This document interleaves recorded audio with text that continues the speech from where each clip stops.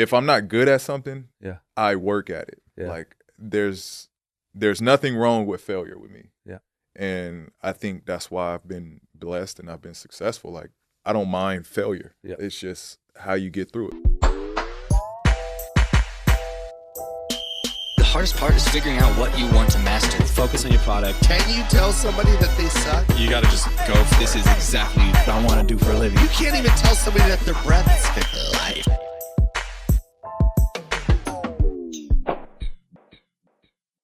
I should know this, but where is Palmdale right by where we were? Palmdale is, so where we were was kind of like, I don't want to say like Santa Clarita. Yeah, Santa Clarita, right? Yeah, I know the area code is 661. So it's a little past Santa Clarita. Got it. So even further. A little further north. Got it. Yeah. How crazy. And So you you're spent like- your whole childhood there until college? Yeah. So I was born in Pacoima. And then when I was like 1 or 2, we moved to Palmdale. Mhm. And I grew up there till I was, went to college, till I went to Fresno. That's crazy. What do you do? Like, what do you do there for fun? Is it like sort of nothing to do type town? Yeah. Yeah. I mean, honestly, we would bowl. I and- forgot you bowl. You got to come bowling too. Yeah, man, I'm down. We're still I'm going down. on Tuesdays. Okay. Yeah. All right. Yeah, I'm down. That's how I got into bowling. It was like not much to do there. Yep. I mean, as a high school kid, like you do high school stuff. We have like, house parties and, stuff like that. I wasn't into that kind of stuff, but that's what was that was the stuff I was around growing up. Yeah. I was pretty level-headed with sports. Really? You Yeah. just focus on that. That's all, man. That's all I wanted to do was just hoop. I Yeah. didn't care about nothing else. I didn't go to prom. I didn't Yeah, do any yeah. like high school dances. That's crazy. That's how I was with skateboarding. Never went Yeah. to any school, anything. Yeah, You know? yeah. I was off the map when Yeah. it came to that stuff. What? You have 2 sisters? 2 older sisters. Is that your only sibling? Only siblings, yeah. Got it. And so you guys all grew up together. How much older than you are they? My middle sister is 5, and then the oldest is 6. Got it. And do they play sports too? Yeah. So, I mean, I don't know if you're familiar with the Reggie Miller and Cheryl Miller story. No. How like Cheryl was like the talk of the town, like the biggest sports star in the family, like. Really? And then I didn't know that. That was my exact same story. My sister was, for a long time, like growing up, I was like Teosha's little brother. Like nobody knew my name. They didn't know who I was. They just know I was her little brother. She played basketball? She played basketball. She was a big time recruit That's coming out of high school. crazy. Yeah. Do you think there was any part of that like gave you any extra hunger, do you think? Like to try to like make a name? You know what? It not necessarily. It was more so like her just being her doing her, like kind of just, I knew what basketball could bring like Yeah. at an early age. She was going all out of the country. She was traveling out of state, she was just playing basketball. Like, Yeah. And I was, as a kid, it was like, man, that's what I want. I want that, like, that love. You know Yeah. what I mean? I want to be able to travel. Like, I'm stuck in Palmdale. I want to get out of here. So, Were your parents athletes? hell no. How did that happen? How do you get like a I don't. what'd your And parents all do? 3 of us went to play college sports. My oldest sister played volleyball, so I don't know where the genes of sports came from. What'd your parents do for work? My mom stayed at home. She was the Uh-huh. raised us. And my dad did some work on like rims in a car company, Yep. and he did a little carpenter work. So growing no up. sports whatsoever. Not at all. Not at Damn. all. Fishing. My dad was a fisherman. That's crazy. So then do you think your sister playing basketball like sparked your interest in it like from the beginning? Yeah, it definitely did. It definitely did because I was around it probably more because of her. Yeah. She's, way older than me. So when I would get out of school, her practice was after Yeah. school in high school. So when I would get out of school, I would go with my mom to go watch my sister practice. Yeah. And, in high school, we got big gym and small gym. So I would go in the small gym and just be in there for hours while she's practicing. And I'm just in there like, working on my game Yeah. as a kid. So, that's crazy. without her, like, I don't think I would have developed into who I am. So you knew like from a super young age, like this is all I want to do. That's all I wanted to do. Like, So cool. that's I pretty much spoken into existence. Yeah. That's so good. Yeah. What and then you said like that really kept you out of like trouble, and so you never had any like trouble with that stuff? Yeah, I never had trouble with that. I grew up, as a good kid. Yeah. I didn't go to parties, I didn't do drugs, I didn't drink. First time I did all of that stuff, I was in college. So Yep. That's what College college should do will it. bring College that should in your change you. life. College Yeah. should change you. Yeah. It's just I was exposed to all of it, but it wasn't for me. Yeah. That's so good. I think that's such a key thing, like when you're young, having some sort of passion like that. You know what I mean? Like you can even be good at shit, but if you don't really care, Yeah. if you don't have your eyes like on something that you see partying as like a deterrent from your dreams, Yeah. it's so easy to just, especially in a place like where you grew up, like where you're Yeah. just bored and like fuck it. Yeah. I mean, I always, other than like lottery ticket winners, I mean, nobody else just happens to just fall on success. You know what I mean? It's something that they eyed, and it's something that they like locked in on. Yep. And they worked at it. Like it's simple. It's something that you want to do. It's something you want to pursue. You got to work at it. Did you have that mentality early? I did. I mean, growing up in Palmdale it's tough. It's not a lot of opportunity, and like to see my dad work and just constant job after job, and you know, it got to me to a point where that's where my hunger, I honestly feel, came from. It was like, man, I don't want this. That's so good. And then what about like when you played in high school? Were you like the star, like standout star, crushing it? My senior year, my sophomore and junior year, I was always the guy like, I'll just wait my turn. Like, really? I know like what I'm capable of. I know what I got, but it's not my time right now. Really? And then my senior year, it was just like I'm the guy. Yeah, yeah. I'm the guy. Was that like like age, like growing up? Like what caused that transition? Yeah, it was just growing up. I started to play AAU. Like I started to feel myself a little bit, playing across the country. Yeah. I had a name. Like everybody knew who I was at that point. Not Teosha's little brother anymore. I was like, Paul George in Palmdale. So the name started to get bigger. I started to feel myself. Started to play a little bit more travel ball. I started to get ranked on, high school rankings. And then it went from there. I started to like again just feel myself. I was getting confident out there. Yeah. Did you ever get like super cocky?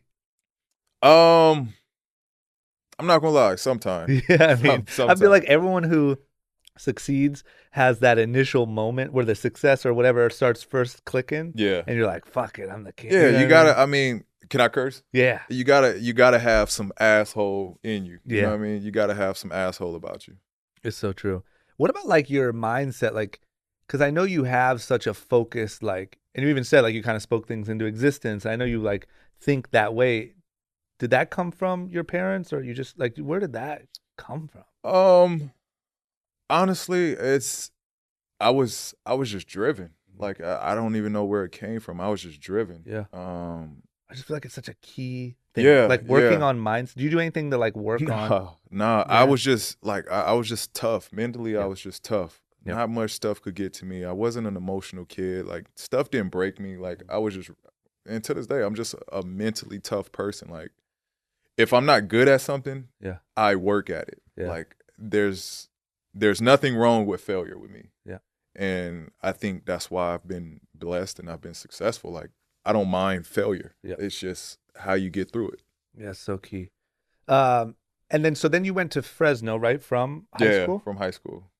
And how'd you choose to go there? Well, my mom fell sick early, Uh-huh.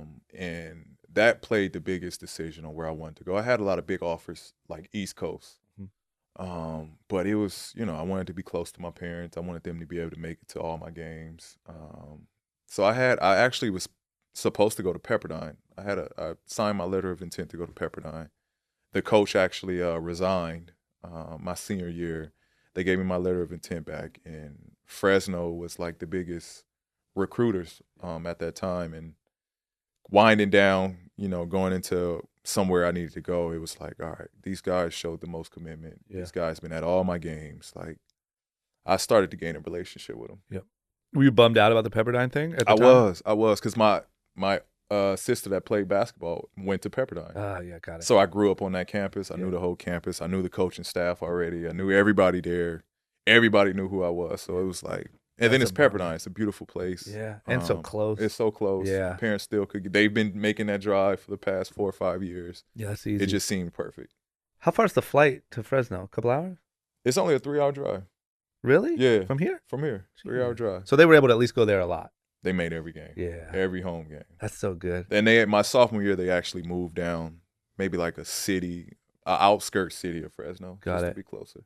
And so when you first started at Fresno, were you like excited? Like, what does that feel like kind of going? Because the way I picture it is kind of like that's the next level. Like you're now going to the next level from AAU in high school. Is that what it felt like or not really? It did. And it, I don't know. I kind of was bummed a little bit. Yeah. Because I mean, Fresno's not a NBA producing college. So I knew I had my work cut out. I knew what my vision was. I wasn't there to get an education. I was there to fulfill my dream and take my, chance to get to the NBA.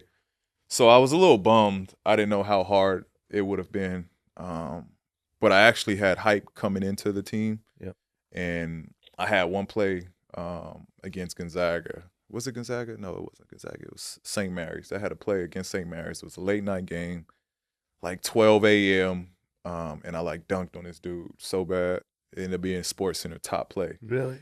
And that's when I started drawing attention. Yeah. And then from there it was, NBA scouts after NBA scouts at games. Yeah.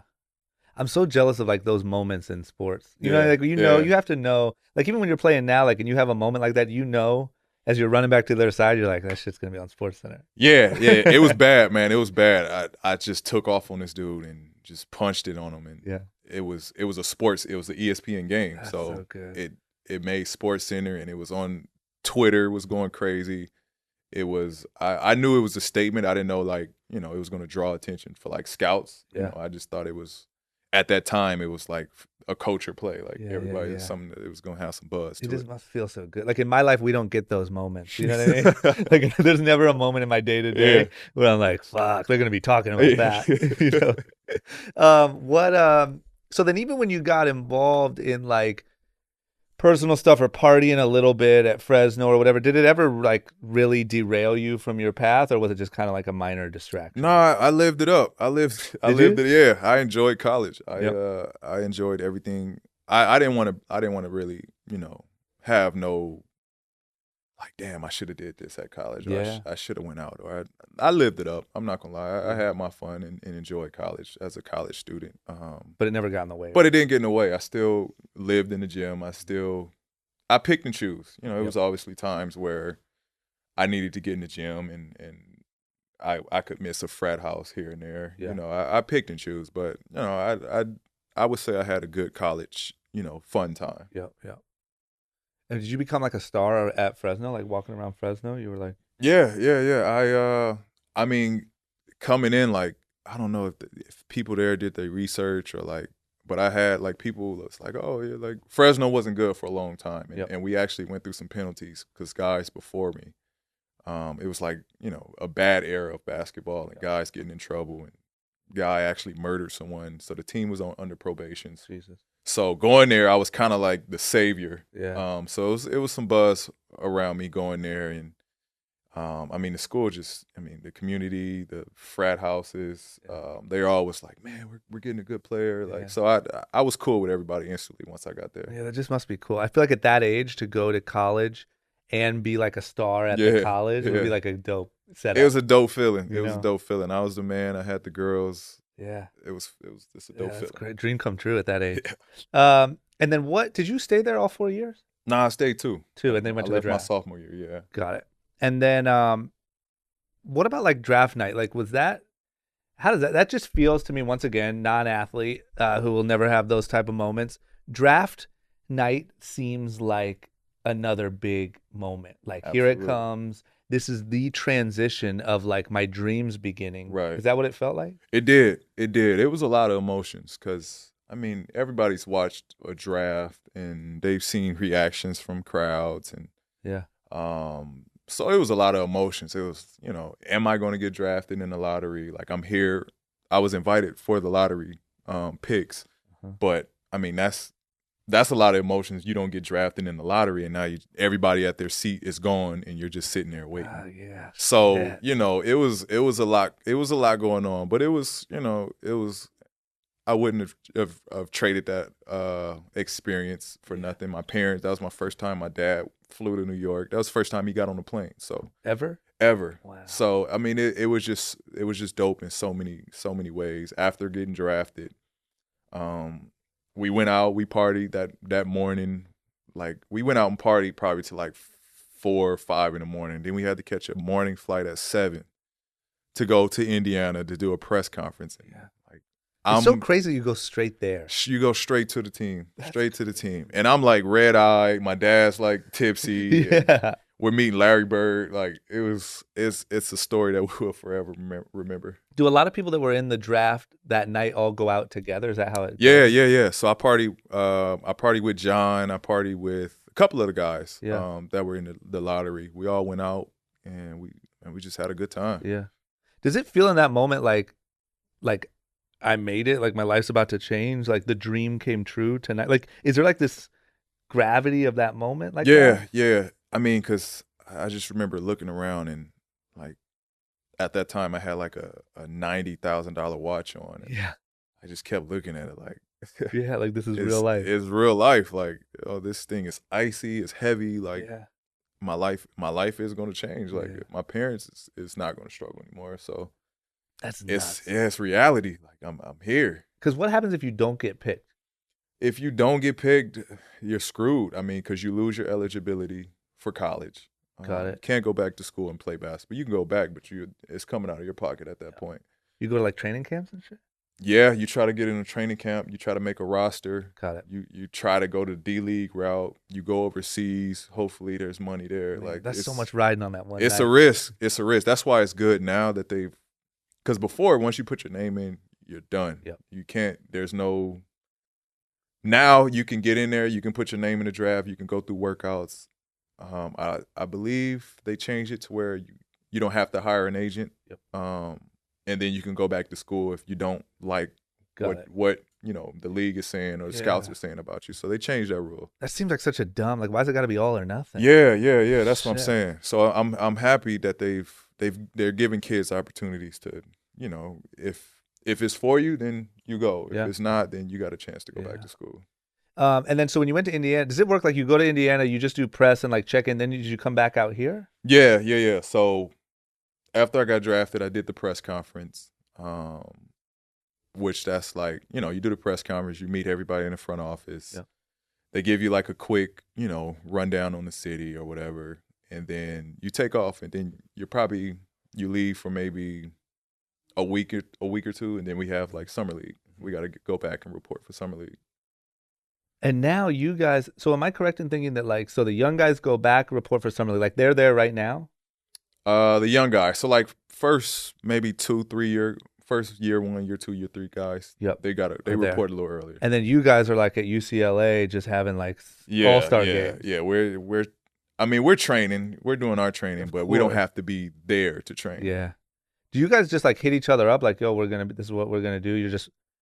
We're training here and playing each other here, and that's how that works. You and LeBron and Kawhi. Yeah, and well, everyone? it's I don't know if you ever been or heard of like the UCLA runs, but it's like a traditional. Well, I've kind of heard of it, just social media and shit. Yeah, like that. it's like a traditional thing. Like it's been going on for years, where guys like that's where we go to play now. Yeah. Do you have to be like invited in? To play. I mean, you don't necessarily have to get an invite to play, but I mean, you got to be an NBA guy. Yeah. It's just so many NBA guys there that they're not going to allow anybody to just get on the court. Yep. So, I mean, since I've been going. I mean, I've been on that court with KG, with Kobe, with James Harden, Kevin Durant, Russ, myself, LeBron. I mean, everybody, Paul Pierce, Kate, like everybody's been on that court and played runs. So it's pretty a good tradition that's been there. That's so sick. Is it just like playing basketball against your friends? Like you guys just split up into how do you even figure out who's on whose Well, team? it's a guy, Rico Hines, who actually runs it now. He's the one that separates and teams up guys. Like teams do their kind of like a little camp, a little mini camp, and they'll bring their whole team. Is Toronto's there press actually and there stuff right there now. or not at all? There are some people, there's some people that they allow in that videotape and chop up and edit stuff. Got it. Put it out there. So cool. I just know there's so much hype around those games. It is. I mean, big like deal. if you like basketball and like you're a fan of the game, it'll be dope for you to go and just watch, like just check it out. Yeah. It's like the raw, uncut basketball. Like Yeah. guys aren't worried about turnovers. You're gonna see the flashiest plays. Like Yeah. it's basketball at the finest form. There's Yeah. no play calling. We're hooping. Yeah, that's true. That's so cool. Yeah. it's When good you vibe. when you started in the NBA, was there any big like learning curve? Any like was there ever a moment of like shit, this is next level, or like There is. I mean, I was never a defensive player. I was never a defender, and that kind of built me up to be who I am as a player, wanting to play defense and Yeah. wanting to play two sides. My rookie year, I had a shitty coach. I'm gonna just be 100. He was hard on me. He was tough, for whatever reason, and that's what helped me into being a defender. Like the only way I was seeing the court or playing on the court was to play some defense. So that changed me early, and that's the reason why I play the game now, how I play it. Yeah. Because of him. So in a way, he helped me. Yeah. And I mean, that's all I could say about him. Yeah. But Yeah. it shaped me at an early age. Yeah, I just would imagine once again, I would just imagine like getting to that final like level. You're now playing with Yeah. the best in the world, right? It just seems like there'd be like a bit of a shock of like, Yeah. oh, I mean, I'll fuck. tell you my like welcome to the league moment. We Yeah. were playing in Boston, and at that time it was Rondo, Ray Allen, Paul Pierce, KG, and Shaq. That's the 5 guys that was on the court. And I'm looking around like, what the fuck? Yeah. Yeah. This is like the Monstars. Like Yeah. these are guys I looked up watching, and That has to now feel crazy. I wasn't playing. I was on the bench, but Yeah. like this is where I'm at now. Yeah.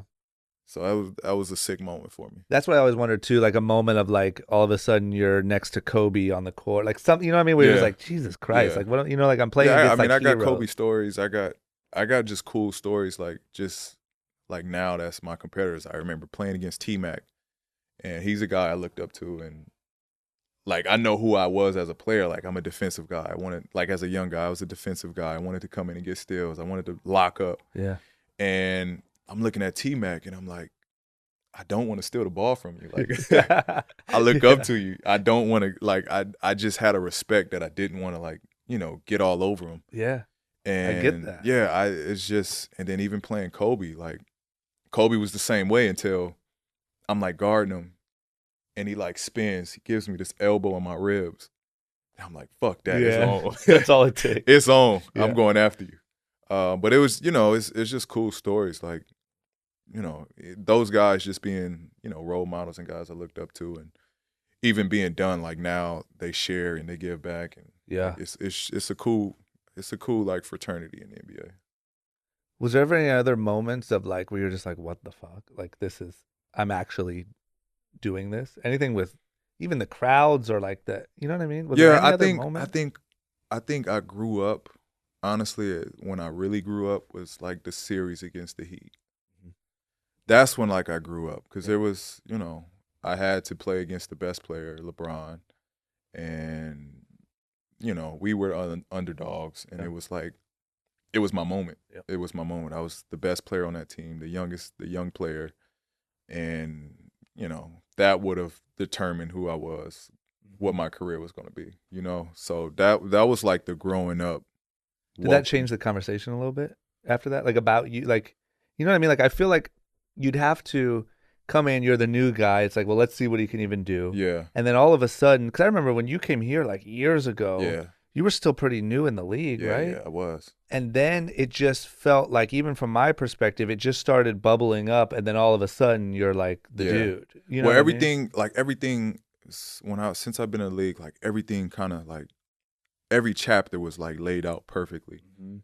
I came into a league where I got to shadow one of the best small forwards, one of the best wings in the league at the time, in Danny Granger. I got to shadow him, got to watch him, learn from him, learn little tricks. And then I played, with him my second year. And again, I got better from the first year. But the second year, I added a little more to my game. I got a little understanding of the game. And then my third year, he got hurt. And so now it was on me. There was no Danny Granger. I was filling his shoes. It's almost perfect, though. It was almost perfect. Yeah. And we didn't have everybody counted us off because our best player was hurt. Yep. And so there was like no pressure for me. I could make mistakes. Yeah. We wasn't expected to be the best team or the top team because our best player got hurt. So there was no expectations. I was just out there learning, and my coach allowed me to learn. Frank Vogel. Yep. I give huge credit for just giving me a chance to just learn and make mistakes and leaving me out in the court to do so. So that third year went on, averaged like 17 or something like that. I think I made the All-Star team my third year. And that was my first time. That was like my coming to the stage. Like I made the All-Star team. My fourth year, I started as a starter in the All-Star game. So I got better. And like, but that year 3 is when I was like, all right, I know what I can do. Yeah. Now it's just going into the summer. It's like, this is what I got to work on. Yeah. That has to feel good. It just has to be like an intimidating feeling, like jumping into that. You know, no matter how confident you are, it's like, fuck, no, this is real. It is because I started out good. I started out hot. For like people that don't understand how hard it is to be successful in the NBA, they think we just show up and like it's really hard because you have not only the guys on the court, but there's guys that you don't see that are coaching and that are giving game plans and that are studying your game, breaking your film down, and they're telling these guys like, hey, he likes to go right. He's going to cross over after the second dribble. Like, be ready for that. Like, there's so much homework that goes into the game that people don't understand. How do you avoid that? Like, you have to keep mixing it up. You have to make sure you never get stuck in a habit. Yeah, I mean, you just got to be a student of the game. Yeah. Like, I mean, I got my team within the Thunder that break down and give me film and like guys that I matched up with. You know, I know tendencies. I know guys slower shuffling, going left and going right. You know, I know how guys, he's a guy that's going to close out hard, or this guy is going to, if I show a shot fake, he's going for it every time. So there's stuff I know on guys going into a game. Got it. But it's just hard. It's hard because, you know. It just feels like the moment you would get comfortable, they would pick up on what your thing was. Yeah. You know what I mean? Yeah, so that's why, I mean, you'll see guys start off hot. Every year, everybody starts off hot. Yeah. Because it's fresh stuff. Yeah. And then as the season goes on, you're like, oh, this guy's starting to take a dip. Well, yeah, I mean, we're being scouted. So, like, you know, the game's not going to be as easy as it was before. And so when you're out there and someone, like, let's say you're on offense and someone comes up, you are in your head registering who they are, what their strengths are, what they're more likely to do. And that affects. Not to it. I mean, I'm confident that the stuff I do is going to work on anybody. Yeah. But it does come to a point where it's like, when the game slows down and there's like a timeout or there's like a slow break. What we call a slow break is, you know, you take your time coming up the court. You got time to set up. Yep. Then it's like, all right, I know who I'm matched up with. All right, ball. Yeah. Like I know I can create something because I know what I got on this guy. Yeah. Let's talk about the injury. Yeah. That happened at practice? That was USA practice, USA basketball practice. And take me through, like, from your perspective, what happened. So I'll give you a rundown on the day. Yeah. And how and why I made that play. So I felt good. I felt good. The whole camp, I felt good. I felt like I had a good camp. Shot the ball well in camp, at practices. When the injury happened, that was the scrimmage. But 3 days prior, we practiced. So I felt good. I had a good camp at practice. This was after year 4 that I just had a really good season again. Took LeBron, I think, that year to 7 games, and they beat us. But it was toe-to-toe with them. Yeah. So that summer, I was like, man, I'm ready. Yeah. I'm like ready. Next year. The team is behind me. Yeah. We're veterans now. We've been through this battle 3 times now, going to the playoffs. So I felt ready. And I had a good camp. The day of the scrimmage, I felt really good. Came out, we shot around before the game. I was making everything. The ball just felt great. I felt really good about the scrimmage. I felt good. I felt like I was going to put on a show. Yeah. We get to start playing, and I'm, like, missing everything. I'm breaking shots. Like, I can't buy a basket. So in my head, I'm like, all right, I got to do something that's going to make a staple in this game. I got to do something that's going to be iconic or something that's going to make me feel good. Yeah. Say that, you know, I'm playing my ass off right here. So it was a turnover. The ball gets thrown up to James. I see James. He's a little bit ahead of me, but I know I could track him down. He goes up for a layup, and I go to try to go get it. I've made this play hundreds of times in my career where a guy lays it up. I come from behind and pin it on the glass. I made that play hundreds of times. So that's what's going in my head. That's the play I got. So I go up. I think I do actually block it. I block it. I come down, and the basketball stanchion, say this is the stanchion and the court hangs out. It was close to the court where it shouldn't have been. It should have been pushed way further back. I go up, I block it, I come down, I hit the stanchion, and I just fall. At that point, I don't feel anything. I try to get up, and like I can't get up. My leg, the other leg wasn't working. Yeah. So I look down, and I'm like, it snapped. Like I seen my bone. I seen the bone, and it was just rough, man. It was just tough. I can hear the crowd go, like I hear the gasp, I hear them talking, I see people pointing, like everything. Honestly, literally everything slowed down and everything just stopped. Were you even in pain, or I wasn't in pain. It was a shock. My body just went into shock. I didn't feel nothing until they came over and picked the leg up to put it on the stretcher. That's when the pain came in. Yeah. I mean, for me, like that type of stuff, like seeing bone and crooked arms and like that gets me. Like I'm okay with pain, but like if I look down and saw my leg sideways, I feel like I would probably pass out. It was tough. It was tough. I mean, I have a really high pain tolerance, so like I wasn't bothered by the pain. It was just. But it didn't make you like nauseous or anything?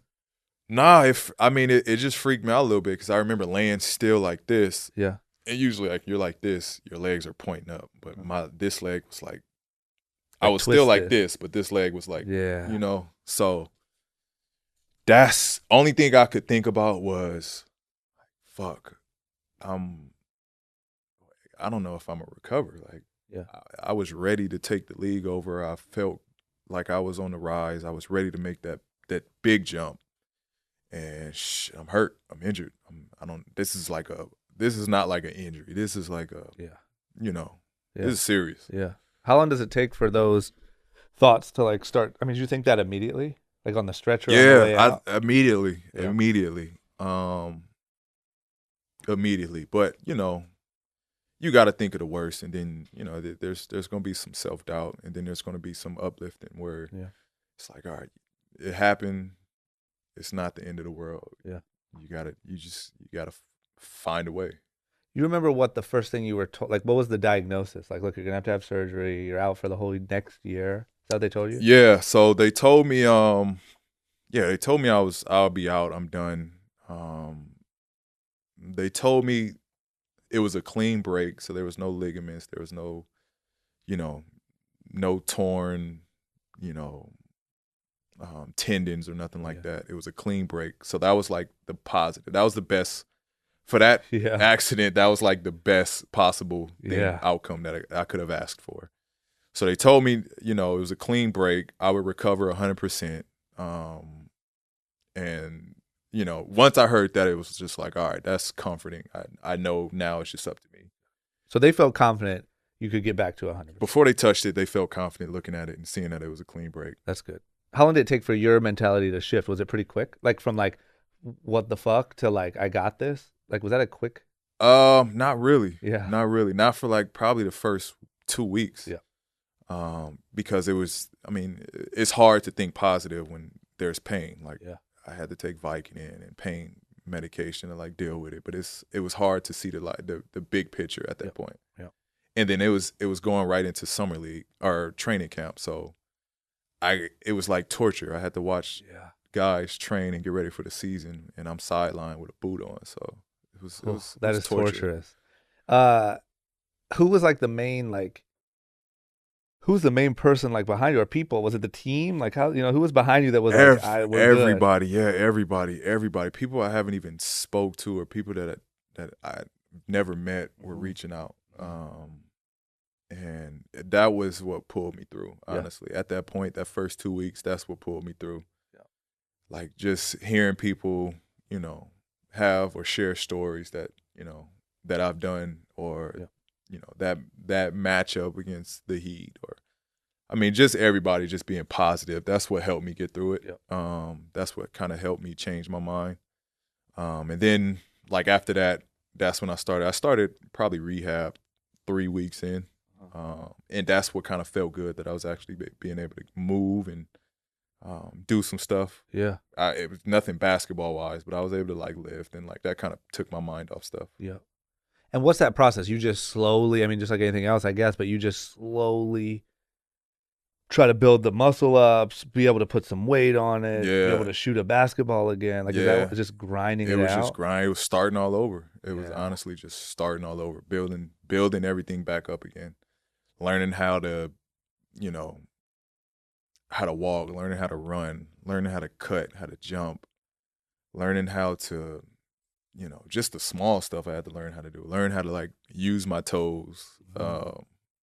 Just everything was kind of like just starting fresh again. Yeah. And there was, I mean, once you got started, you were pretty focused on, like, you didn't have like weak moments of like, fuck. No, I had some low moments. I had some moments where, because I mean, with that kind of injury, you have good days and you have bad days. Yeah. I've had days where it was like, all right, another 2 weeks and I'm back. Yeah. And then I had days where it was like, all right, man, just leave my leg alone. Like, let my leg heal on its own. Like, we'll come back and we'll rehab and do this process later on when the leg is ready for it. Yeah. And I mean, I just, I'm thankful for the people I had in my corner, because they were like, they weren't pushing me to the point where I shouldn't have been pushed. Yep. Yep. They were positive. If I've done all the work and I stick with this program, that I'll be back. Yeah. It's hard to do in that situation, I think, to like push someone the right way. Yeah, it's with the body, it's hard to be pushed, and it's hard to have that trust in people. Mm-hmm. But, I trusted them, and sure enough, they had me playing. I played that year. I played 6 games. Yeah, that's crazy. That season.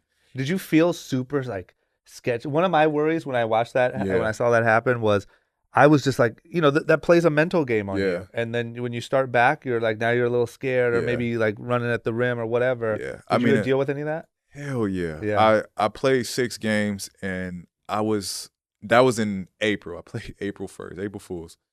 I would against not. the I'd be Heat. like, no, I'm not taking any chance. Crazy enough, April Fool's against the Heat was the game. Yeah. And like, people that watched it knew I was not 100%. Yeah. But that was part of the rehab. I needed to put my leg through that kind of stress and force. Yeah. But that was April 1st. I broke my leg in August. So that's about 8 months, 9 months, 8 months. What people don't know is I was practicing full-on contact in February. Really? So 5-6 months after the break, I was back full-on practicing, working out with the team, playing with the team, playing contact practice with the team. And that's just because of the work you did in rehab. That's the work I did in rehab, and the bone had healed. Yeah. Doing like the scans on it, the bone was fully locked in. Yep. It healed back. But in order for it to like cement itself, I had to put that stress through it. Yep. And that would it was tough, man. It was tough. Like, I was a defender, and like, I'm watching guys just blow right by me. Yeah. It was tough. It was tough, and they were having their fun with it. Yeah, Guys of course. was having their fun with it. Of course. Take the moment while you got it. So it was tough, but at that, I mean, I didn't care. Yeah. I was just happy to play again. Yeah. And was there anything you had to do, anything to get that fearlessness back, or did it just come like everything else? Yeah, it just came. I told myself going through it, and when they gave me a date, a target date, they told me what my mental was going to be like. Yep. But I mean, my job was just to block all that out. I told myself the second I start thinking about injuries or not making basketball-like plays or plays that I'm used to making, is when the injury was going to come, because then I'll be out there playing like passive and like trying to protect myself. And I feel like that's when you're most vulnerable to injuries. Yeah. Whew. I just remember that was a gnarly one. I just remember watching it and just being like, fuck. Yeah. Man. And I remember, and I like share that moment with everybody, because like everybody that's watched it can give a story where they were and what they were doing. And it was like a big, I mean, not that this is good news, but it was like a big moment. Like, it was like big on social media. It was big on, everyone was like, fuck, pray for PG. It's dope now. to Yeah. go back. Cool to have that support. Yeah, to Yeah. have that support and to Yeah. share that moment with people. And everybody's like, man, I was pulling for you. I'm so proud that you made it back, and Yeah. you're back to, if not better, you're just as good as what you were. So I it's get it. dope to share that moment. So then the next year, when you finally got back to a full season, did you feel pretty much 100%? I felt 100%, and I actually came out like hot. Yeah. I came out like the first month of basketball averaging 30 points. I was going for 40s, 30s on a nightly basis. Yeah. And it was just because like I was so happy to be playing ball. Yeah. Like I didn't take it. I feel like I took it for granted. Mhm. And being hurt was like a reality. Like this can all be gone. This can be over with. Like enjoy it. So to start the year out, like every game I was just going balls out, man, playing my hardest, playing my ass off. And that was my mentality. Like, man, just enjoy it. Have fun with it. Yeah. And I feel like that's how many more years were you at Indiana after that? After the injury, I was there 2 more seasons. Got it. I just feel, maybe I'm wrong, it feels to me like that's really the window where you became like a NBA superstar. Yeah. You know what I mean? Yeah. Like it just feels like, I feel like you were like on the way there. It was all clicking, injury. Oh man, we don't know what's going to happen. And then like those next 2 years felt like, from my perspective, it was like, shit, now you're the guy in the conversation with, 8 other guys. Well, I mean, I was very fortunate to play for a really good team. One of the best teams that I could have asked to start out with and grow with. And then when they all left, all of them got traded away. So I was like the standing lone guy. And, the franchise was trying to build and put pieces around me. But I was the guy then. So, at that point, it was like, all right, I'm counted on to make us competitive every night. Yeah. And I loved it. I loved that pressure. That's so good. How'd you decide on Oklahoma? How did that come about? Well, when I got traded, before I got traded, I wanted to see what Indiana was going to do from I wanted to see what direction they was going to go and what they were going to do and the plans that they had, guys they were going to bring in. It wasn't enough for me to stay there. Got it. So I let them know early that I wasn't going to re-sign. I was in hopes that they were going to be able to find a good trading partner to get pieces back. So you didn't know it would be Oklahoma? I didn't know it was going to be. And for the most part, I mean, honestly, I knew as much. I don't want to put like and make it sound like my agent was shitty. My agent, we obviously knew who was looking at me, who was trying to trade. Got it. But to an extent, I knew just as much as what the public knew. Like the shit that goes on and what's posted on Instagram, I was following it like I was a fan. Yeah. Oh, okay, shit. That has to I be might crazy. go. Yeah. When it's like your whole future, like where you're about to move. Yeah. No, it is. It is. I'm like looking up places, looking up like, all right, if I go here, this is around there. We could do this. We could do that. Yeah. So I was spectating and watching the shit unfold like a fan would. And then, so I had an idea. I almost was going to go to Cleveland. I was close to playing with Bron. Yeah. Then Boston was coming through. I wanted to go back home and play for the Lakers. Yeah. That was the initial plan. Yeah. Pacers didn't want to do that. Lakers didn't want to give up anything to grab me. So that was a salty taste. Yeah. To be vulnerable, like, hey, I want to come home. Yep. Because I don't know, like, if I don't know how this works, if I can ask this question or not. Yeah. Are you able to be involved in that conversation? Like, are you able to talk to the Lakers and be like, hey, man, let's make this happen? No, I can't. I can't talk to them. That's for the front office to work back and So you forth. just have to hope and be like, guys, I would prefer. Yeah, I can go to my team's front office and be like, hey, Yeah. I want to trade, and if you want to trade me. I didn't necessarily ask for a trade. I just told them I won't re-sign. Yep. I would have finished my year out there, but I just told them I won't re-sign. So give them an opportunity to make a trade for me. Got it. And then, I didn't want to go to like be traded to, I don't want to be, rude or nothing like that, but I didn't want to go to a team that wasn't going to contend and I waste a year of my career. Yep. So I put it out there like I want to go home, and that's where I'm going to sign to. 'Cause that's what I'm saying. That can very well just happen to guys, right? Like you just get sent to a team. You do. Like, I mean, at that would point, suck. it's whatever's best for the team. They don't care about the player. They never do. It's very rarely the front office or the organization care about the player's livelihood. Yeah. It's whatever is the best opportunity, the best trade out there. They're going to make that trade. Yep. So it scared a lot of teams off. Yeah. And so how Oklahoma came about, like I said, I heard from we was hearing from Miami, we were hearing from Boston, we were hearing from Cleveland. So that was in my top 3. I'm thinking it's going to be one of those places. And then I get the phone call from the Thunder, or not the Thunder. I get the phone call from the Pacers. Mm-hmm. And it's the GM at the time, Kevin Pritchard, and he's like, "Hey, just want to let you know we want to thank you with the whoop, all of the good stuff. Uh-huh. We found a trading partner. We're going to send you to Oklahoma City." I'm like, "What?"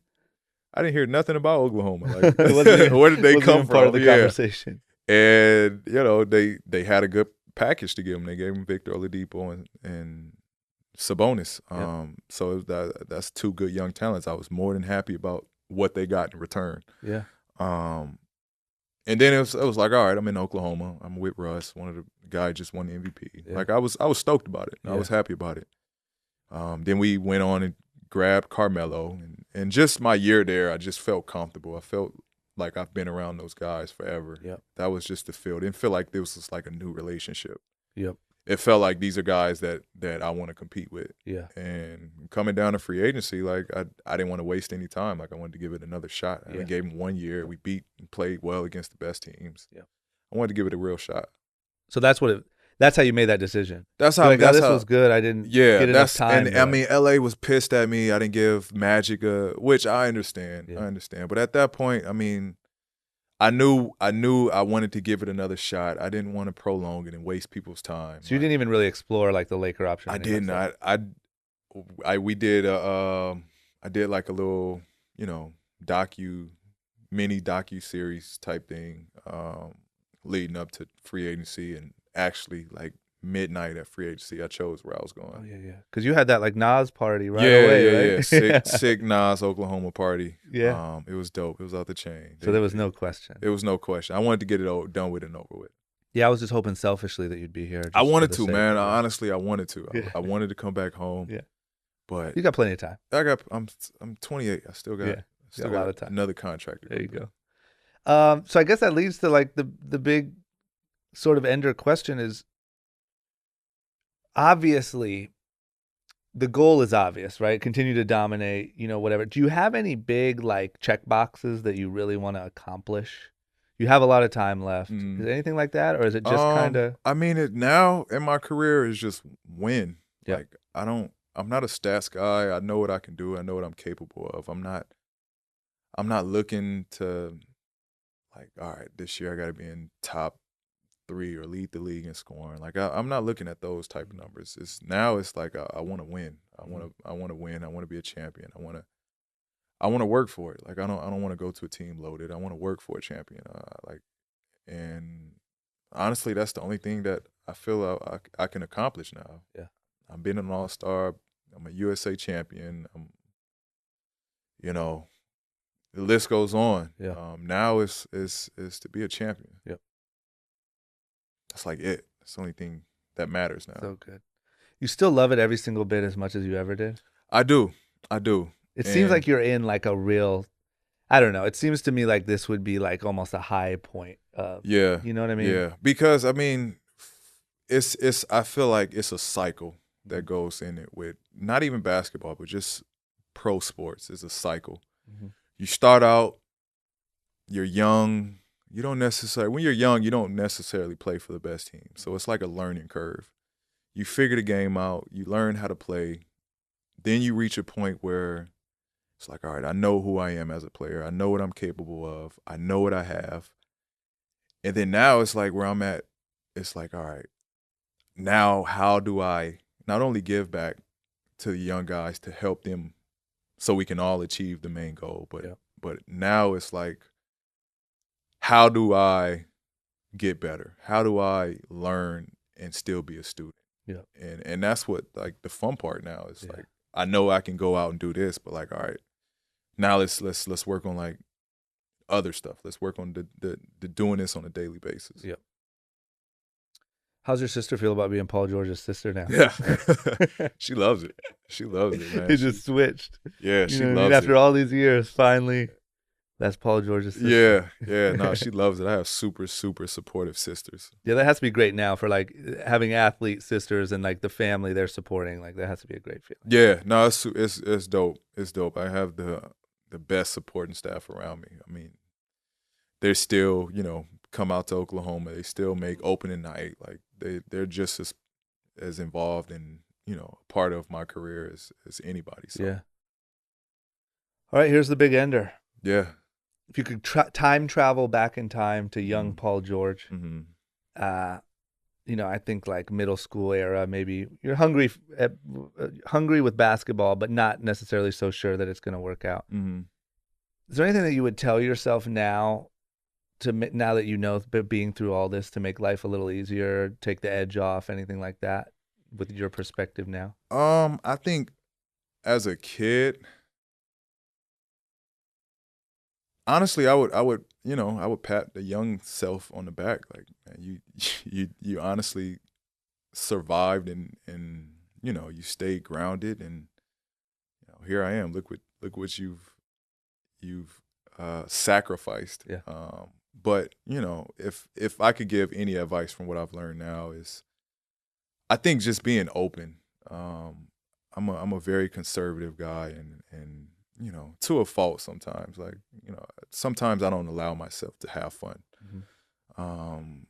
Even then. And that's like, it worked out because, I am where I am. But even as a kid, I would tell myself, like, go to prom. Yeah. Why not? Go to your school dances. Like, have fun. Life is about having fun. I think I'm a little too serious sometimes. Yeah. Do you now find yourself like you get invited to that thing that you would have skipped and you're like, fuck it, I'm going? Now I do. Yeah. Now I do. Yeah. Sometimes, not all the time. A lot of times I turn stuff down, but then it's like, why not? Like, Yeah. what are you gonna stay and play Madden all day? I do that a lot. Yeah. Man. That's something I'm trying to work on even at 31. I'm trying to like just go to the thing. And I don't think it's nothing wrong. It's just who we are. We're not those kind of people that enjoy parties, but I'm gonna look back and be like, man, I had so many opportunities just to be around great people that I passed down. That's true. I think that's the Who only thing knows that you who I will, would like, have met? I regret. might have found a new best friend, or I might have found like somebody that I could share in a good convo, or it's just, you never know who's going to be there. And in times that I've gone, I've met some unbelievable people. I've had friends and partners now that I'm stoked about. I wouldn't have met them if I haven't gone to those events. So It's true. I think that's what I would tell myself as an early age. It's just, don't live in a box. Yeah. Give yourself that opportunity to grow. Yeah. It's golden. You want to plug the charity where people can go check that out, or is there anything you want to? Yeah. people They to? can check my charity at paulgeorgefoundation.com. It's new. It's up and coming. I'm real into like philanthropy work. I Yeah. suck with that word. That's okay.